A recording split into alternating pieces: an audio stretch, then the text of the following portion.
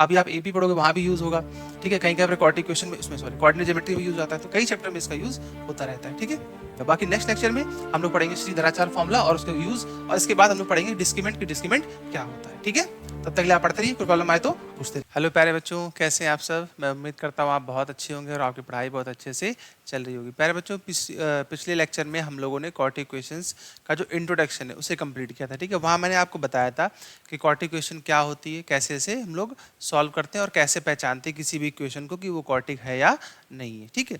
तो आज के इस लेक्चर में हम लोग करेंगे कि क्वाड्रेटिक इक्वेशन को बाय यूजिंग फैक्टराइजेशन मेथड कैसे ब्रेक करते हैं। साथ ही साथ हम पढ़ेंगे यहाँ पर श्रीधराचार्य फॉर्मूला क्या होता है, जिसे आप कहते हैं क्या, क्वाड्रेटिक फॉर्मूला, ठीक है। तो कॉपी पेन ले लीजिए और मेरे साथ स्टार्ट करिए यहाँ पर, ठीक है। क्योंकि ये वाले जो क्वेश्चन है ये सिर्फ प्रैक्टिस बेस्ड क्वेश्चन है। आपकी जितनी अच्छी प्रैक्टिस होगी आप उतना ही इसको अच्छे तरीके से कर सकते हैं। देखिए, सबसे पहले आप ये समझिएगा कि अगर मुझे फैक्टराइजेशन मेथड यूज करना है, ठीक है, तो मैं क्या करूंगा। देखिए, फैक्टराइजेशन मेथड को हम लोग यूज करते हैं कि splitting the middle term value से भी हम लोग इसको बोलते हैं, ठीक है। इसका पहले समझिएगा थोड़ा सा मीनिंग क्या होता है। आपको पता है कि क्वाड्रेटिक इक्वेशन क्या होती है बेटा, x square plus b x और plus c equal to zero, यही तो होती है। तो आप क्या करना है, आपको करना है कि आपको ए का मल्टीप्लाई किसमें कर देना, सी में, यानी कि इनका जो प्रोडक्ट आएगा, प्रोडक्ट, ठीक है, वो क्या आ जाएगा, ए सी। अब इस ए सी को आपको ऐसा ब्रेक करना है प्लस और माइनस में कि ये जो मिडिल टर्म है यहाँ पर लिखा हुआ है बी, ये हमारे पास आ जाए, ठीक है। और साइन का भी ध्यान रखना है कि साइन प्लस आ रहा है या माइनस आ रहा है। चलिए आइए देखिए जरा यहाँ पे ट्राई करते हैं इसको। देखिए, अगर मैं 21 का मल्टीप्लाई एक्स स्क्वायर का कॉफिशिएंट क्या है 8 इसमें करूँ, तो आप कहेंगे कि 21 का मल्टीप्लाई जब 8 में करोगे तो कितना आ जाएगा, 8 1 ज़ा 8 और 8 2 ज़ा 16, ये आ गया। देखिए, अगर कोई छोटी वैल्यू आ रही है कि जहां पर आप जल्दी से कर सकते हैं without using prime factorization method, तो आप वैसे कर लीजिए। लेकिन अगर वैल्यू बड़ी आ रही है, आप पेयर नहीं ढूंढ पा रहे हैं, तो आप क्या करिए कि आप बेटा इसको प्राइम फैक्टराइजेशन कर लीजिए। तो अगर मैं 168 के फैक्टराइजेशन करूंगा तो क्या लिखूंगा, पहले सबसे पहले 2 से करो इसको, 2 8 ज़ा 16, 2 4 ज़ा 8, फिर 2 से करो, 2 4 ज़ा 8 और 2 2 ज़ा 4, फिर 2 से करेंगे तो 2 2 ज़ा 4, 2 1 ज़ा 2। अब 3 से कर लो, 3 7 ज़ा 21 और फिर 7 से करोगे तो 7 1 ज़ा 7, ये आ जाएगा हमारे पास, क्लियर है। अब आपको इसी में ये जो फैक्टराइजेशन आया हुआ है प्राइम, इसी में आपको पेयरिंग ढूंढनी है कि यहाँ पर क्या आ जाए, माइनस का 21 मल्टीप्लाई करने से आ जाए दोनों को, और प्लस माइनस करने से कितना आ जाए, 22 आ जाए। ऐसे दो नंबर आपको ढूंढने हैं। तो देखिए कैसे करेंगे, देखिए ये हो जाएगा आपके पास कितना यहाँ से कि 2 2 ज़ा 4, देखिए 2 2 ज़ा 4, ठीक है, और 4 7 ज़ा 28, और ये कितना हो जाएगा 2 3 ज़ा 6। अगर मैं 28 से 6 को माइनस कर दूं तो क्या बचेगा, 28 ही बचेगा, और 26 इंटू 8 आप करके देखो तो कितना हो जाएगा 168, ठीक है। समझ में आया कि किस तरीके से इन्हीं नंबर को एडजस्ट करके हमें इनके फैक्टराइजेशन को ढूंढना पड़ता है, ठीक है, इनके फैक्टर को ढूंढना पड़ता है। देखो बेटा, तो अब ये बन गया हमारे पास। अब कैसे लिखेंगे इस 22 को, इसको लिखेंगे 8x square minus 28x plus 6x minus का 21 इक्वल टू 0, ऐसे लिखेंगे। अच्छा, यहाँ से क्या कॉमन आ जाएगा बोलो, 8 है और 28 है, तो 8 और 28 किस में आता है, 4 के टेबल में आता है, तो 4x आप कॉमन ले सकते हैं यहाँ से, 4 2 ज़ा और 4 7 ज़ा, ठीक है। और यहाँ से आप कॉमन ले सकते हो क्या, 3, तो ये कितना आ जाएगा, 3 2 ज़ा 6 और 3 7 ज़ा 21। तो आपने देखा कि दोनों ही टर्म में हमारे पास क्या मिल गया, 2x माइनस 7, तो 2x माइनस 7 कॉमन आ गया, मेरे पास क्या बचेगा 4x प्लस 3 इक्वल टू 0। तो ये आपका क्या हो गया बेटा, ये आपका हो गया फैक्टराइज हो गया। अच्छा, आगे फैक्टराइज हो गया। सपोज मान लीजिए मुझे x की वैल्यू निकालनी है, तो इन मैं दोनों क्या करूंगा, मैं इन दोनों को बारी बारी से 0 के इक्वल करा दूंगा। तो यहाँ से इक्वल करा लीजिए, 2x minus 7 is equal to 0, तो 2x इज इक्वल टू 7, तो x की वैल्यू यहाँ से क्या आ जाएगी, 7/2 आ जाएगी, ठीक है। ये क्लियर है यहाँ तक।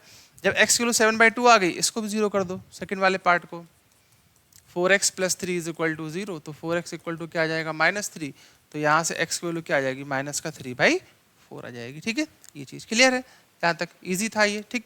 चलो अभी एक दो क्वेश्चन और करते हैं जिससे कि थोड़ा सा क्लियरिटी आ जाए कि कैसे क्वेश्चंस को सॉल्व करना होता है। ये तो बेसिक है, हालांकि डायरेक्ट क्वेश्चन बहुत रेयर नहीं, बहुत रेयर आए, लेकिन यूज़ तो इसका होता ही है हर जगह पे, ठीक है। कोई भी आप चैप्टर पढ़ेंगे, अभी आप एपी पढ़ोगे वहाँ भी यूज़ होगा, ठीक है। कहीं कहीं पर कोऑर्डिनेट इक्वेशन में, उसमें सॉरी कोऑर्डिनेट ज्योमेट्री में यूज़ आता है, तो कई चैप्टर में इसका यूज़ होता रहता है, ठीक है। चलो देखो क्वेश्चन देखिए जरा क्या लिखा है कि 6x स्क्वायर प्लस 40 और माइनस का 31x। तो सबसे पहले क्या करो बेटा, इसको जनरल फॉर्म में कन्वर्ट करो। तो यहाँ कैसे लिखोगे, 6x स्क्वायर, इसको शिफ्ट करूँगा तो 31x और प्लस 40 इक्वल टू 0, ये आ जाएगा हमारे पास, ठीक है। चलिए मल्टीप्लाई करते हैं, तो ये कितना हो जाएगा 4 6 ज़ा 24 240। अब 31 को मुझे ब्रेक करना है कि कितना आना चाहिए, 31 को ब्रेक करना है कि 240 आना चाहिए। तो ऐसे दो नंबर ढूंढ लीजिए जिनको ब्रेक करने से कितना आ जाए 240 आ जाए, ठीक है। तो चलो देख लेते हैं एक बार करके फैक्टराइजेशन कितना आएगा। आप 2 से करेंगे तो 2 1 ज़ा 2 2 2 ज़ा 4, फिर 2 से करोगे तो कितना आ जाएगा 60, फिर 2 से करोगे तो कितना हो जाएगा 30, अगेन 2 से करोगे तो 15, और ये 3 हो जाएगा 3 5 ज़ा, और 5 से करेंगे तो 5 1 ज़ा 5। अब पेयरिंग बनानी पड़ेगी मुझे, ठीक है। तो देखो अब देखो, अच्छा ये पॉजिटिव आ रहा है, तो पॉजिटिव मतलब ये दोनों निगेटिव में ही ब्रेक होंगे, ठीक है। तो ये हो जाएगा 2 2 ज़ा 4 4 2 ज़ा 8 4 2 ज़ा 8, ठीक है, और 8 2 ज़ा 16 8 2 ज़ा 16, और 5 3 ज़ा 15। तो 15 और 16 कितना होता है 31, और मल्टीप्लाई करोगे तो कितना आ जाएगा ये 15 6 ज़ा 90, और 15 1 ज़ा 15, 15 और 9 कितना होता है 240, ठीक है। तो देखो हो गया ब्रेक नहीं 15 और 16 में, ठीक है। तो कैसे लिखेंगे इसको 6x square minus 15x minus 16x और plus 40 equal to 0, plus 40 equal to 0, ये लिख देंगे इस तरीके से, ठीक है। अब यहाँ से क्या कॉमन दिखाई दे रहा है आपको, देखिए 6 और 15, तो ये 3 में कॉमन आ जाएगा, तो 3x करेंगे यहाँ पे 3 2 ज़ा 6 और 3 5 ज़ा 15। यहाँ से हम लोग कितना कॉमन ले सकते हैं, यहाँ से हम लोग कॉमन ले सकते हैं कितना 2 चाहिए ना मुझे यहाँ पर, तो किस में आ जाएगा ये 40,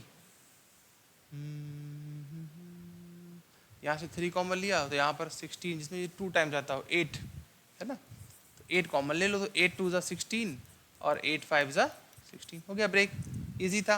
देखिए दोनों के पास क्या है यहाँ पर 2x माइनस 5, और यहाँ पर क्या हो जाएगा 3x माइनस 8 इक्वल टू 0।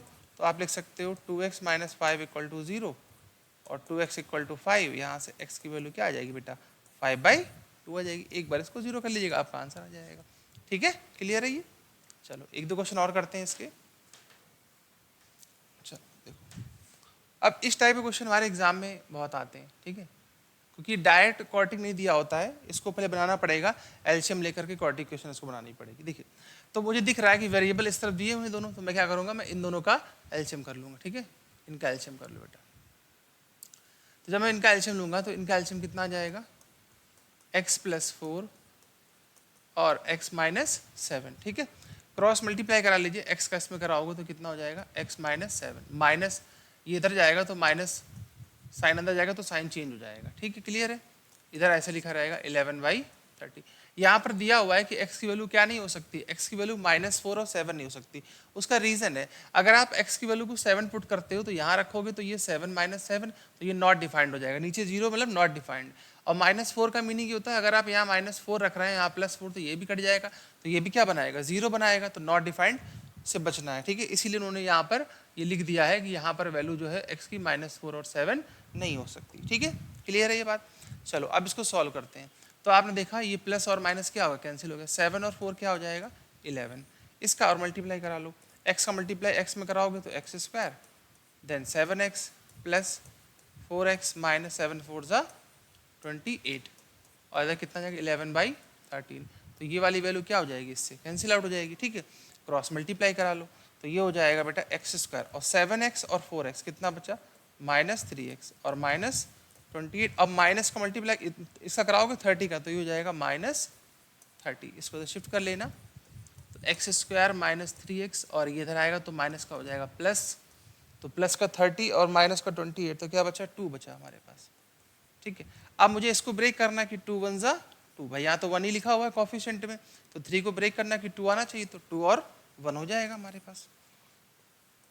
तो x² माइनस का 2x और माइनस का 1x और प्लस 2, क्योंकि जब मल्टीप्लाई करोगे तो 2 1 ज़ा 2, प्लस का 2 आ जाएगा, और माइनस करोगे तो कितना आ जाएगा, यहाँ माइनस माइनस प्लस हो जाएगा, सही है। x कॉमन ले लीजिए, यहाँ से क्या बचा x - 2, यहाँ से -1 कॉमन ले लीजिए, तो यहाँ भी क्या बचेगा बेटा x - 2, तो x - 2 और x - 1 इक्वल टू 0, तो यहाँ से वैल्यू क्या आ जाएगी 2, 1 आ जाएगी, ठीक है, क्लियर है ये चीज़। अब देखो जो वैल्यू यहाँ पर दी गई थी नहीं हो सकती वो तो आई नहीं, तो कोई दिक्कत ही नहीं किसी तरीके की, ठीक है। तो ये हमारा फाइनल आंसर हो जाएगा कितना 2,1। ठीक है, मैं उम्मीद कर रहा हूँ यहाँ तक समझ में आया होगा बेटा। देखो होता क्या है कि डायरेक्ट क्वाड्रेटिक क्वेश्चन तो नहीं आती है, इसी टाइप के क्वेश्चन हमारे एग्जाम में ज़्यादातर आते हैं। ठीक है, तो ऐसे क्वेश्चन हमें प्रैक्टिस करने पड़ेंगे यहाँ पर। चलो देखो देखो, हाँ एक और क्वेश्चन मैं तुम्हें याद करा देता हूँ जिसमें हम लोग डायरेक्ट सॉल्व कर लेते हैं, जहाँ पर पहले से ही फैक्टराइजेशन दिया होता है।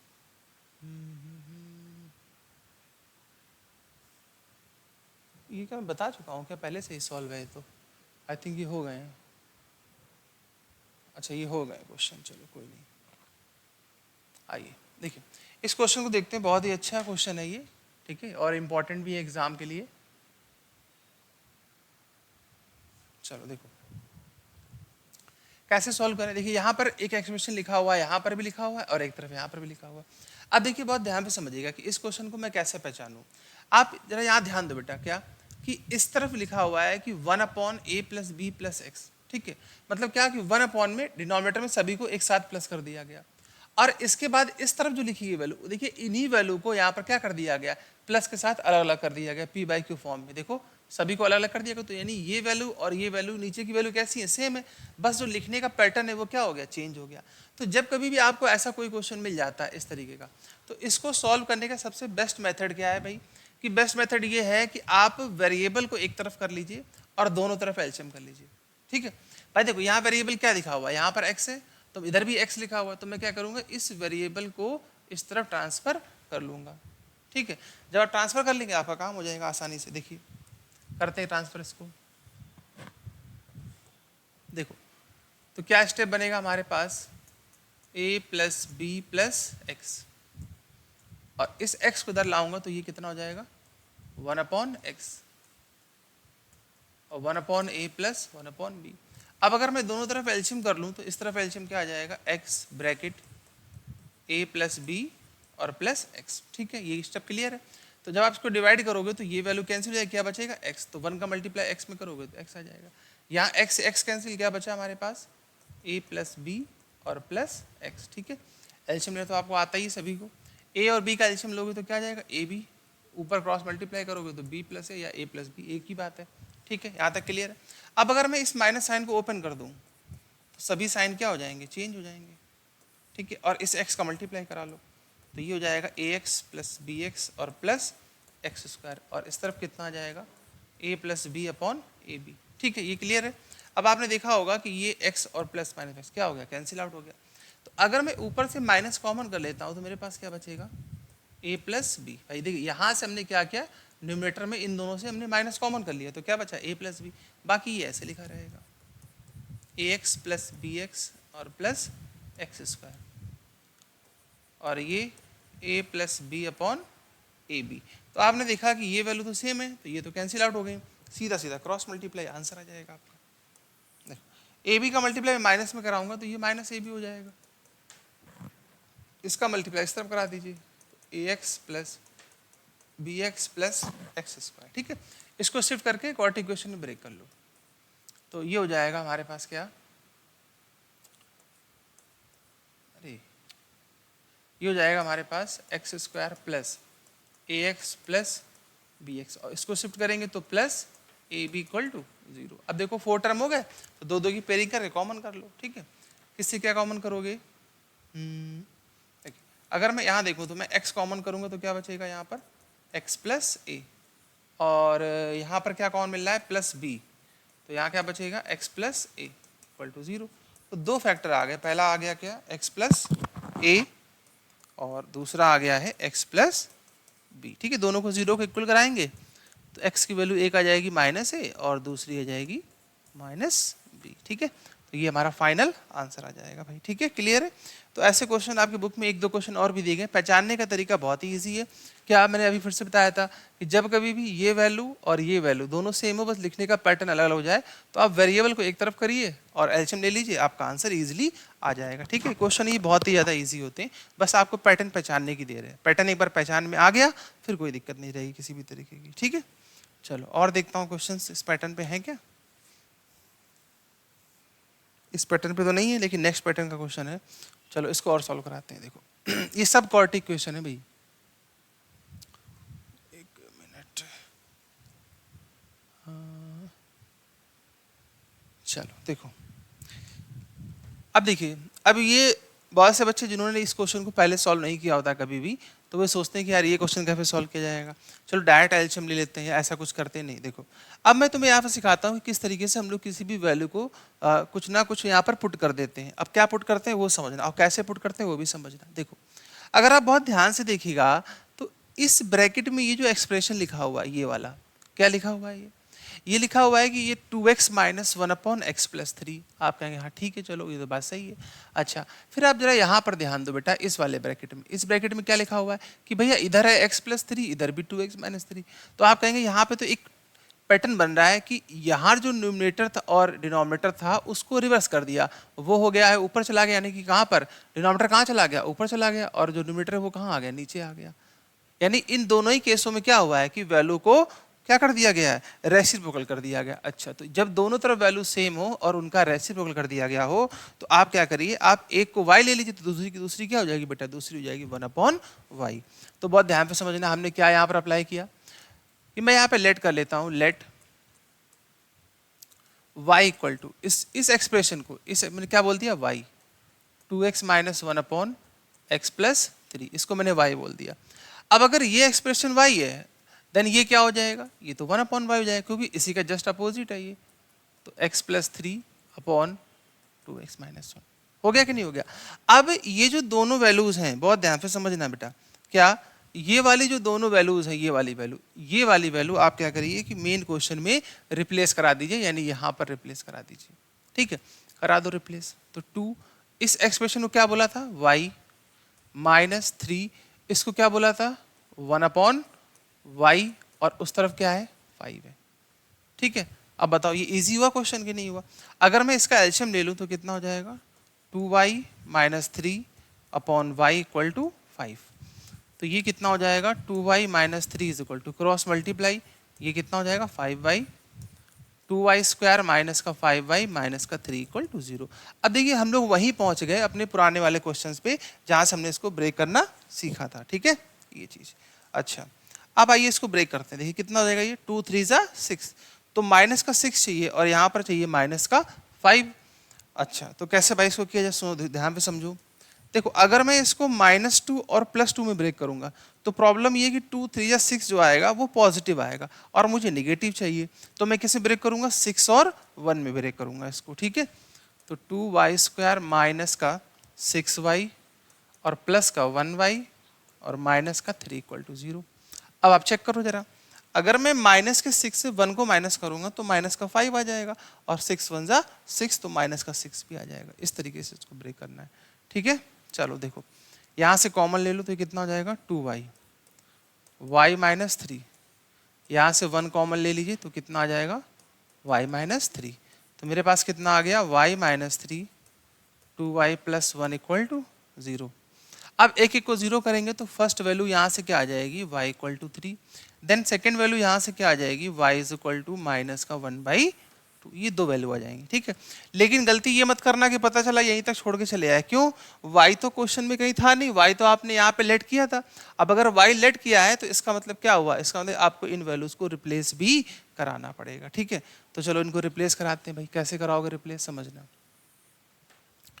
सबसे पहले ले लिया मैंने y इक्वल टू 3, तो मैं यहाँ पे क्या लिखूंगा, व्हेन y इक्वल टू 3। तो y इक्वल टू 3, तो y की वैल्यू यहाँ पर क्या है, देखो y की वैल्यू है 2x minus 1/x plus 3 is equal to 3, उसके नीचे 1 करके क्रॉस मल्टीप्लाई कर दो, तो 2x माइनस 1, इधर कितना हो जाएगा 3x प्लस 3 3 जा 9। इसको इधर शिफ्ट करो तो माइनस x, इसको इधर शिफ्ट करोगे तो कितना बचेगा, ये माइनस x और 9 और 1 10, यानी x की जो पहली वैल्यू आ जाएगी वो कितनी आ जाएगी, -10 आ जाएगी। कितनी आ जाएगी, -10 आ जाएगी। ठीक है, आप सेकेंड टाइम यहाँ पे रिप्लेस कराओगे, कहाँ गया ये y की वैल्यू, तो y की वैल्यू कितनी आई थी, माइनस का 1/2। तो जब y की वैल्यू -1/2 है तब इसका आंसर क्या होगा, चेक करो। तो 2x minus 1/x plus 3 is equal to minus का 1/2। ठीक है, क्लियर है यहाँ तक। आप क्रॉस मल्टीप्लाई कर लो तो 2 2 जा 4, 2 1 जा 2 और माइनस का x माइनस का 3, इस x को इधर शिफ्ट करोगे तो ये कितना हो जाएगा 5x, इसको इधर शिफ्ट करोगे तो ये हो जाएगा, एक मिनट, इसको इधर लाऊंगा तो माइनस का प्लस हो जाएगा, उसको इधर शिफ्ट करूंगा तो ये हो जाएगा कितना, +2 यानी -1, तो यहाँ से x की वैल्यू आ जाएगी -1/5। ठीक है, हाँ ठीक है, तो दोनों ही आंसर हमारे सही है इस तरीके से। ठीक, तो जो वैल्यू आपने पहले लेट करी थी, पहले आप उसको सॉल्व करिए और उसके बाद उन वैल्यूज को यहाँ पर रिप्लेस करा दीजिए। ठीक है, तो इस तरीके से आई होप ये क्वेश्चंस आपको समझ में आ गए होंगे, अच्छे से कोई प्रॉब्लम नहीं रही होगी यहाँ पर। ठीक है, अब इस टाइप के जितने भी क्वेश्चन आपकी बुक में दिए गए आप उनको यहाँ से सॉल्व करिएगा। बाकी नेक्स्ट लेक्चर में हम लोग पढ़ेंगे श्रीधराचार्य फॉर्मूला और उसके यूज, और इसके बाद हम लोग पढ़ेंगे डिस्क्रीमेंट की डिस्क्रीमेंट क्या होता है। ठीक है, तब तक के लिए आप पढ़ते रहिए, कोई प्रॉब्लम आए तो पूछते रहिए। ठीक है, thank you so much, bye bye.